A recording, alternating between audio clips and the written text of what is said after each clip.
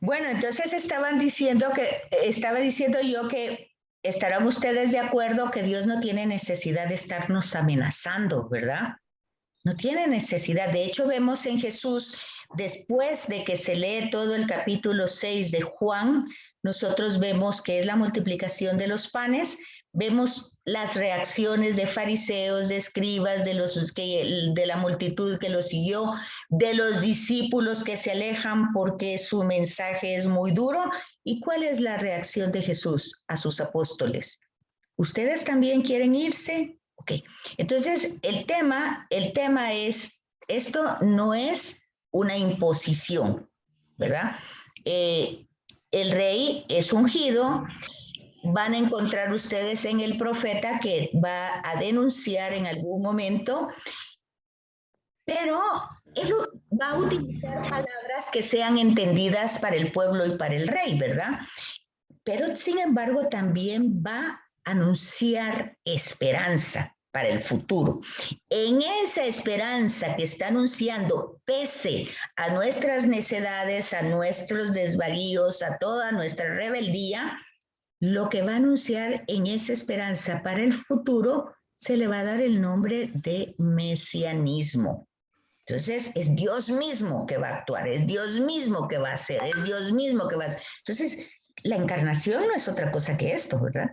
La encarnación es Dios mismo que se hace humano. Entonces, ahí es donde uno tiene que comprender, tanto ama Dios al ser humano, ¿qué hace?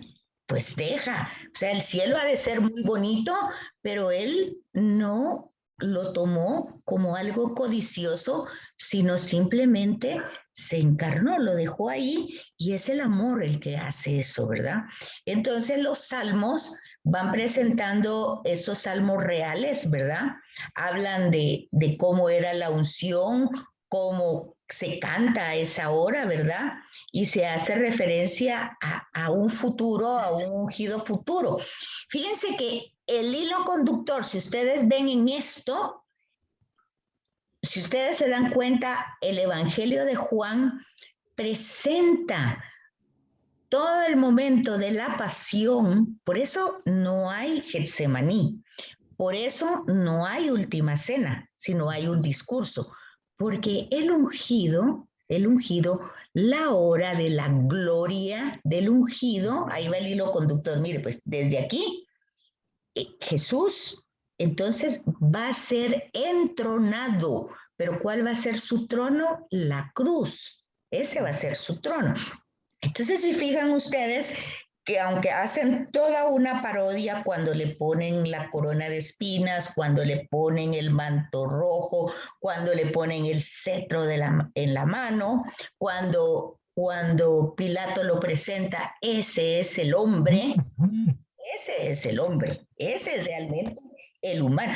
Todo está hecho como una parodia, pero en esa parodia, ¿cuál es el hilo conductor?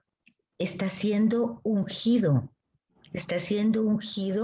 por esta humanidad deshumanizada que no sabe ver en el justo y en el inocente la gloria de Dios y la belleza y lo matan, ¿verdad?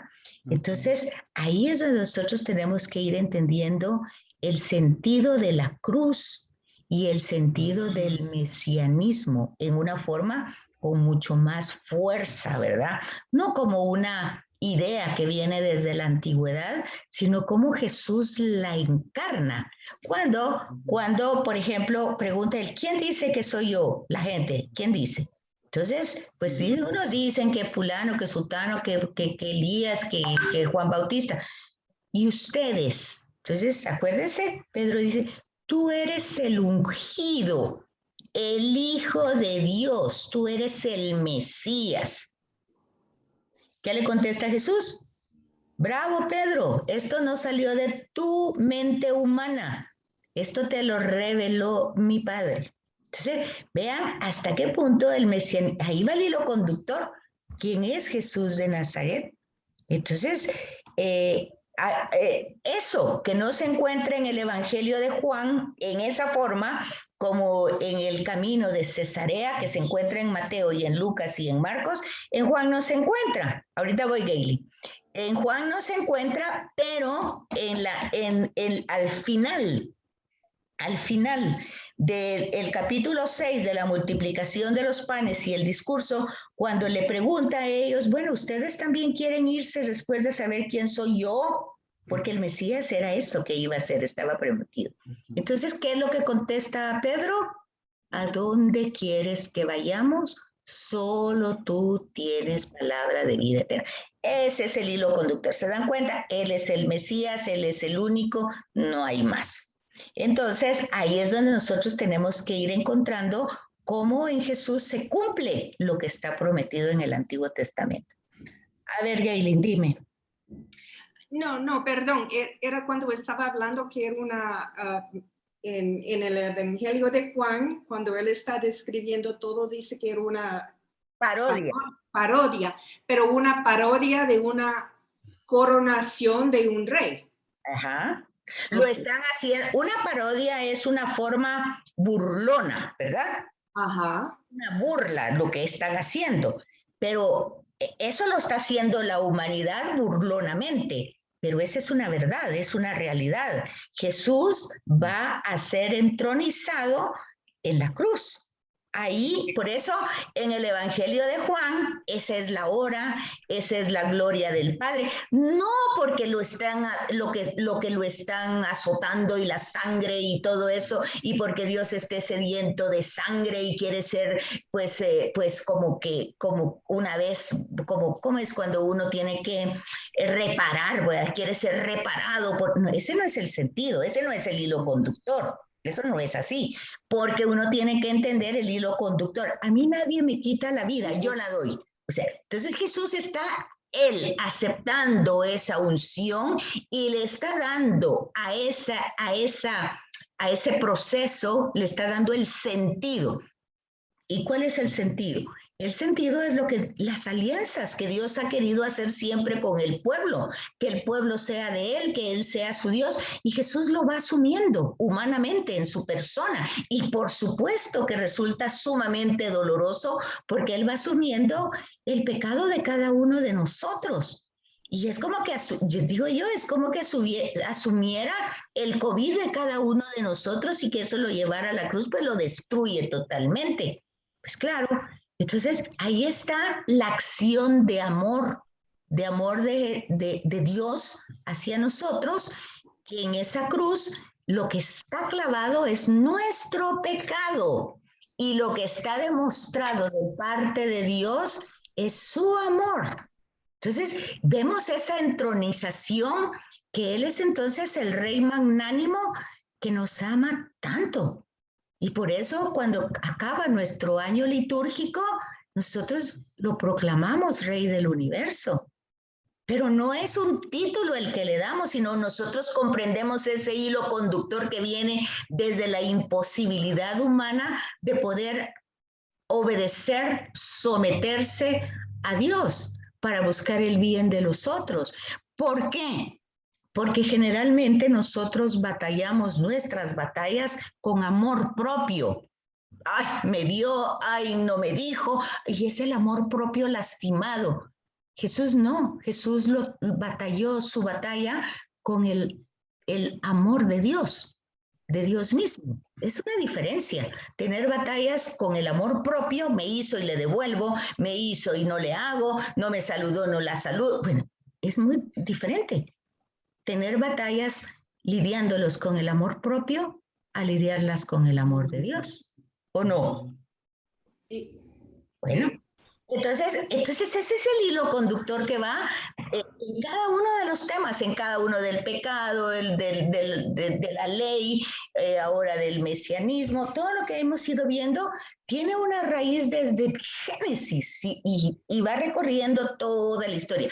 Por eso ya dije anteriormente, nuestra historia, la cristiana, no es cíclica, es lineal. Tiene un principio, Génesis, de las manos de Dios, y tiene un final, el juicio delante de Dios, que no es una cosa terrible.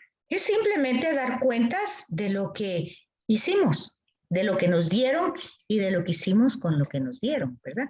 Eso pasa todos los días. Si ustedes trabajan, es bueno, hiciste el trabajo de hoy, ¿qué hiciste? Bueno, no es cosa del otro mundo.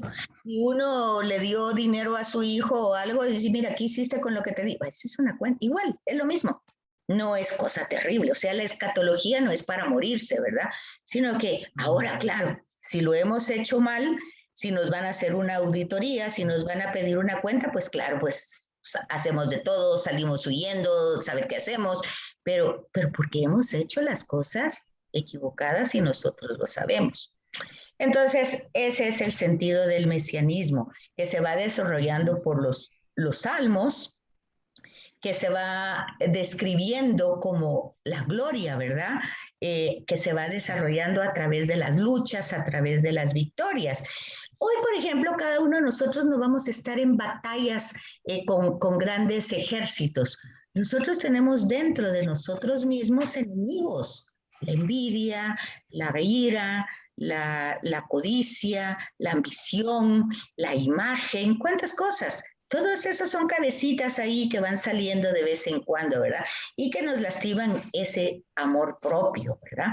Entonces, esas son nuestras batallas. Por eso dice, es un combate espiritual, es un combate con nosotros mismos. Claro, nosotros le echamos la culpa a otros, como siempre, ¿verdad? Es que por culpa del fulanito yo estoy así, por culpa, pues, no. Entonces, nosotros tenemos que aprender a irnos viendo nosotros, porque la cuenta nos la van a pedir a nosotros. A ti te dimos esto y ¿qué hiciste con eso? Entonces a veces vemos esa parábola de ese pobre que guardó todo porque le dio miedo y metió su monedita debajo de la tierra porque le dio miedo, ¿verdad? De que ya sabía que el Señor era pues, exigente y le iba a pedir cuentas, entonces esto me diste y esto te doy. Bueno, pues ya vieron que tampoco es así, ¿verdad? Sino que se nos ha dado para que multipliquemos, que son los dos casos anteriores. Entonces, el hilo conductor viene también desde el principio. ¿Qué nos dio desde el principio la vida, el paraíso, todo para ser feliz? Pero nosotros tomamos por otros caminos. Bueno, siempre Él está esperando. Tenemos que los salmos, pues se le dice que los hizo Salomón, ¿verdad? Y otros dicen que algunos David, ¿verdad? Pero ya sabemos que son recopilaciones y que hay muchos autores y que hay de muchas culturas. Bueno, también vemos que eso es una parte de lo que es ser ungido de Yahvé, pero también tenemos otra unción, ¿verdad? Divina, consagrada a los reyes, con miras a su misión, a lo que tienen que desarrollar en el pueblo. Entonces, en este sentido más amplio y que es como metáfora, ¿verdad? El Nuevo Testamento habla a veces de unción divina en casos que solo se trata de una misión que van a cumplir, sobre todo si esa misión implica el don del Espíritu Santo. Entonces, vean ustedes, por ejemplo, en Pentecostés tenemos esa unción, ¿verdad? Que fue para todos. Pero eso también está en el Antiguo Testamento con Moisés. Eso también está con Elías cuando Eliseo le pide que le dé parte de su espíritu. Está puesto en otro lenguaje y en otra forma, pero es una forma de unción. Y es cuando Josué, por ejemplo, le dice a Moisés, mira, que estos dos que ni siquiera pertenecen a nuestra tribu también están profetizando. Si están profetizando, fueron ungidos, ¿verdad? O es cuando le dicen a Jesús, mira, estos que no son de los nuestros andan predicando en tu nombre. O sea, la unción va un poco más abierta. ¿Y qué es lo que contesta Moisés?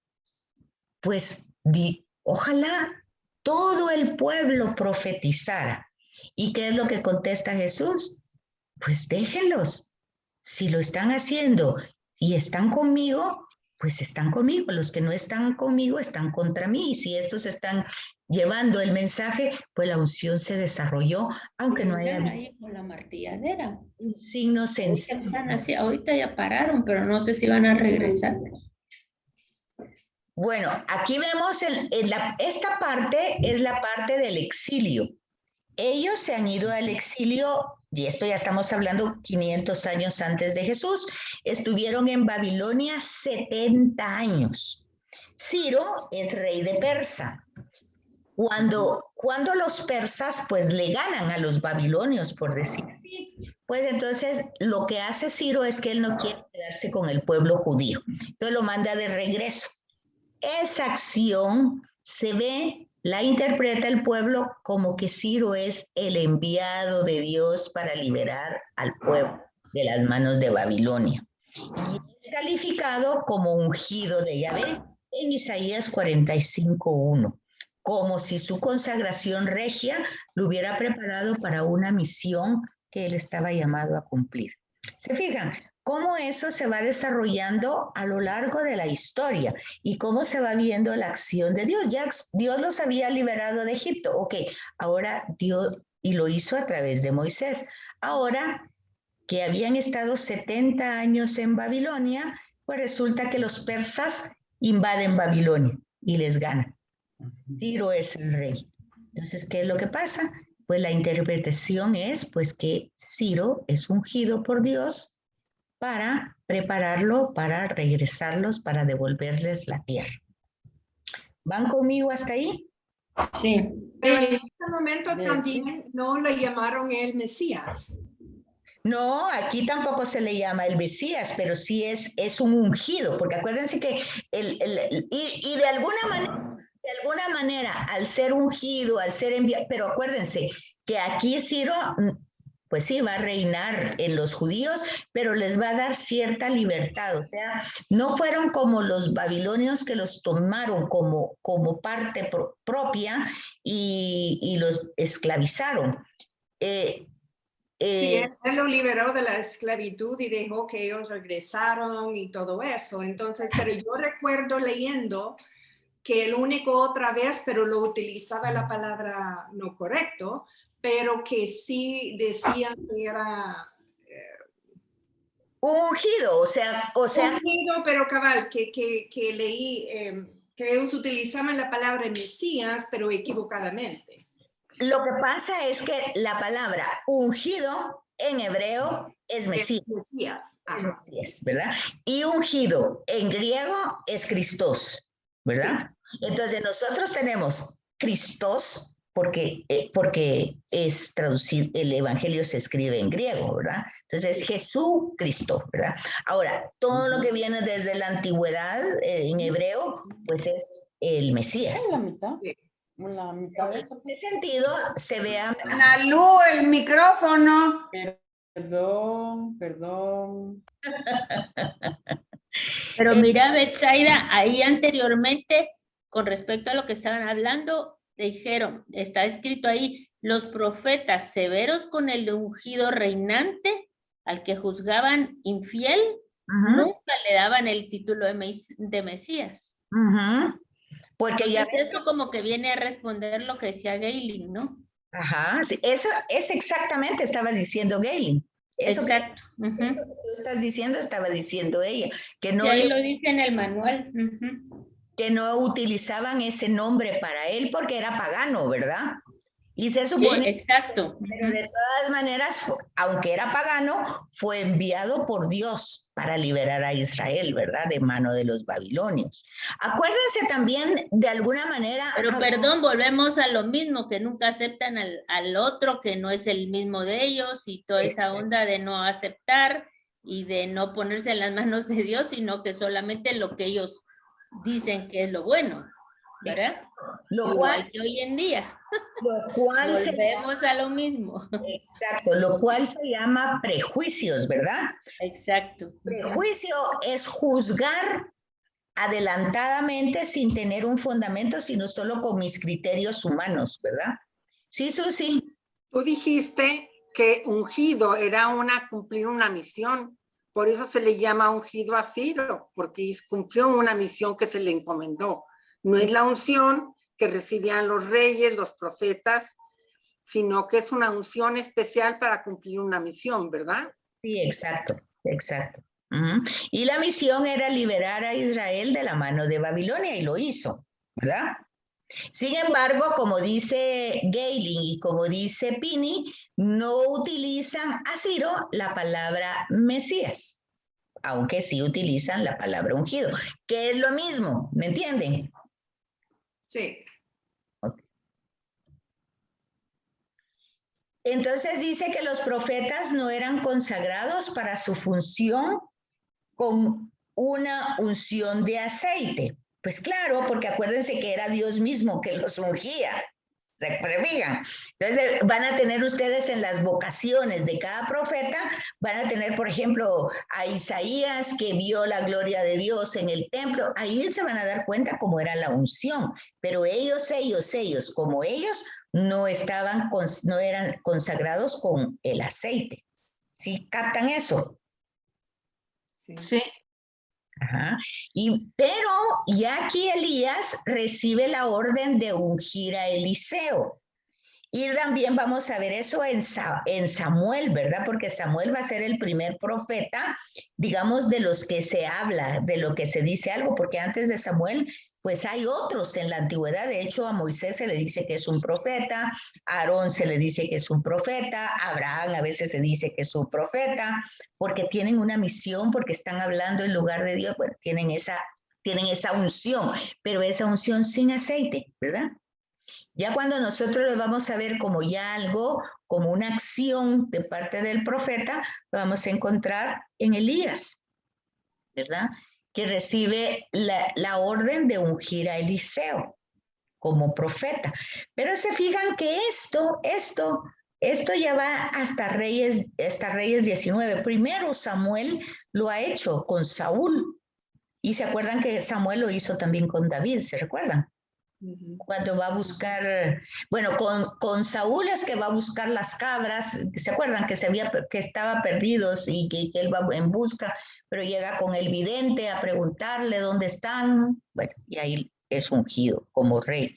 Luego se dan cuenta que Samuel va también con los hijos con Jefté, que es el padre de David y de sus hermanos, para ver a quién es el que tiene que ungir. Entonces ahí van ustedes viendo los procesos de la historia y el hilo conductor que llega hasta dónde. Pues hasta la unción. Hoy, por ejemplo, cuando se le unge a los obispos.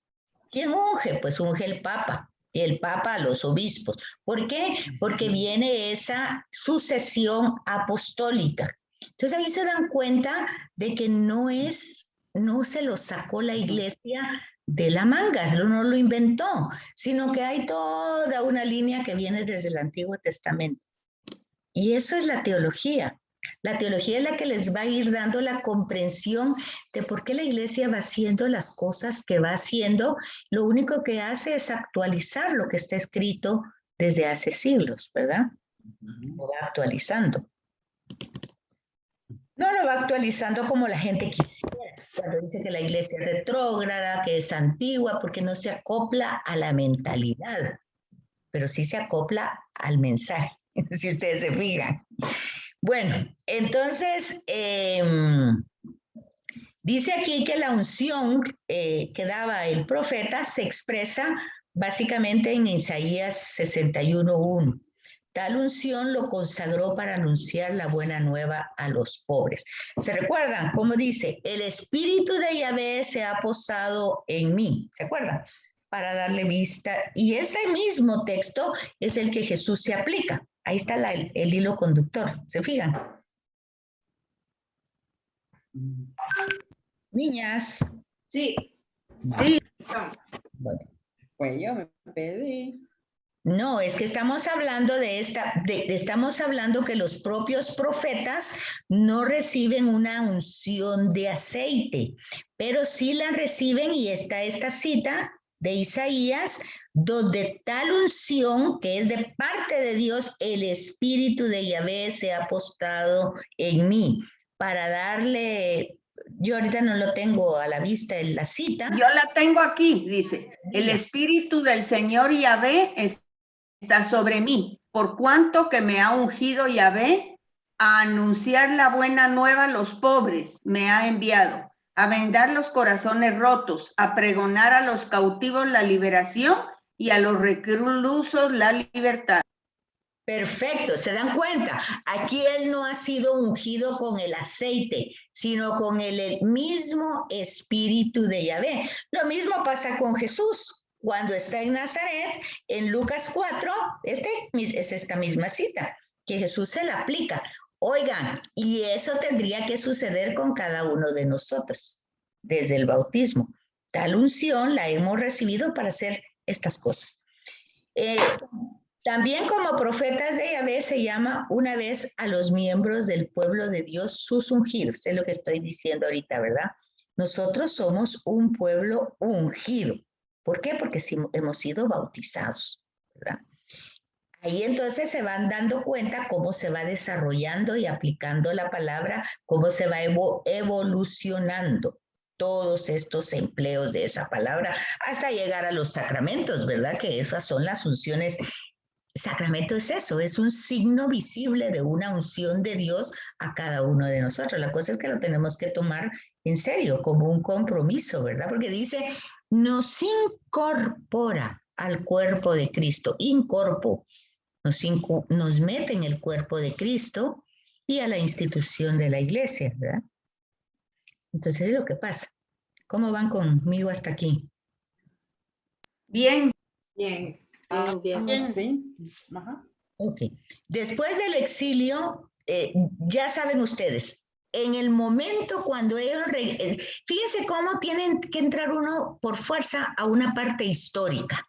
Entonces, ¿qué pasó cuando ellos se fueron al exilio? Acuérdense que todo quedó destruido. Ya no había templo, ya no había ley, ya no había nada. Va. Entonces, cuando Ciro los manda de regreso, acuérdense que los que van de regreso es Esdras y Nehemías. ¿Se recuerdan? Y ellos van a ver cómo está todo y que lo que ven devastado, todo está destruido y sienten que su corazón se despedaza de ver cómo está Jerusalén. Muchos de ellos se quedaron en Babilonia porque ya habían organizado su vida. Es en ese periodo donde salen las sinagogas. ¿Por qué? Porque no había templo. Entonces, ¿dónde hacían los judíos su oración? Pues lo hacían en casas, ¿verdad? Acuérdense ustedes que en ese exilio a Babilonia hubo un profeta que se fue con ellos y ese profeta fue Ezequiel. Pero hubo otro profeta en el mismo momento que se quedó con los que se quedaron esclavizados, porque acuérdense que la estrategia que utilizó Babilonia fue llevarse a toda la fuerza intelectual y al poder económico del templo y de todos lados, llevárselo a Babilonia para desarrollar Babilonia. Y a todo lo que formaba parte de gente del pueblo, agricultores, los dejó en el país, pero como esclavos. Entonces, en el país se quedó Jeremías y a Babilonia se fue Ezequiel. Esa es la parte histórica, ¿verdad? Entonces, cuando ellos regresan, se recuerdan que Esdras y Nehemías, uno es profeta y el otro es sacerdote, ¿verdad? Entonces van a encontrar unos rollos que estaban ahí como escondidos, como guardados, ¿verdad? Entonces se dan cuenta que ya no hay rey, ya no hay sumo sacerdote, después del exilio, ¿verdad? Ya simplemente algún representante de la comunidad. Y entonces se le va a conferir la unción para consagrar a esas funciones, ¿verdad? ¿Quién lo va a hacer ahora? Entonces, aquí tenemos textos. El Deuteronomio es que se escribe en este periodo.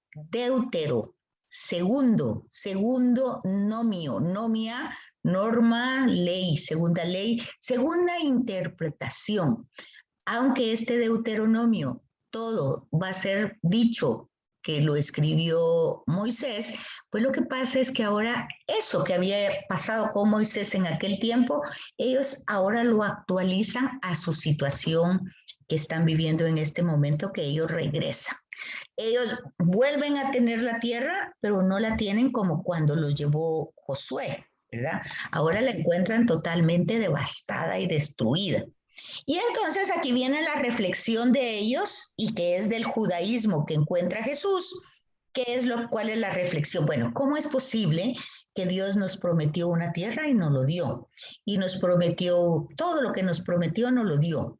Pero todo lo perdimos. ¿Y por qué lo perdimos? Pues porque faltamos al convenio, faltamos a la ley, faltamos.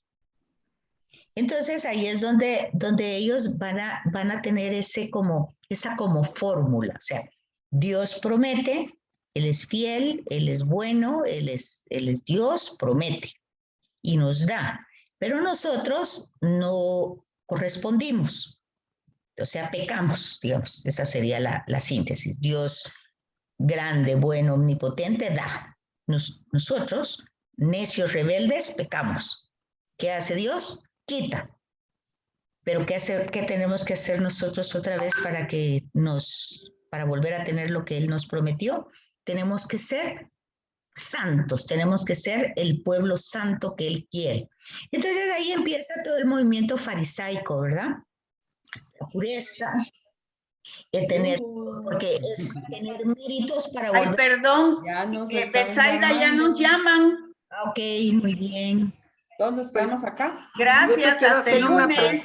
Yo te quiero hacer una pregunta, Betsaida. Sí, ¿Sí? Ya no, gracias, Betsaida. muy Dice, bien. Ujú. dice Gracias, los buen día. sacerdotes ungidos. Después del exilio, el